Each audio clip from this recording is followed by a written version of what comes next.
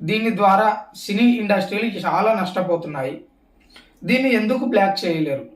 మరి ఇంత నష్టం జరుగుతుంది కదా ఐబొమ్మ వాళ్ళ సినిమాలకు, ఎందుకు బ్లాక్ చేయలేరు అంటే డొమైన్ మార్పు.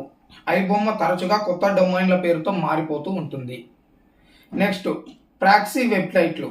వివిధ ప్రాక్సీ లింకుల ద్వారా బ్లాక్ అయినా తిరిగి మళ్ళీ ప్రజలకు అందుబాటులోకి వస్తుంది కాబట్టి ఐబొమ్మను బ్లాక్ చేయలేకపోతున్నారు. విపిఎన్, మిర్రర్ సైట్లు.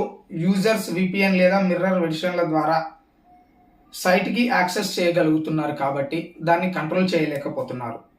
జాతీయ అంతర్జాతీయ చట్ట పరిమితులు, టెక్నికల్ అండ్ లీగల్ పరిమితుల వల్ల పూర్తిగా అరికట్టడం కష్టమవుతుంది.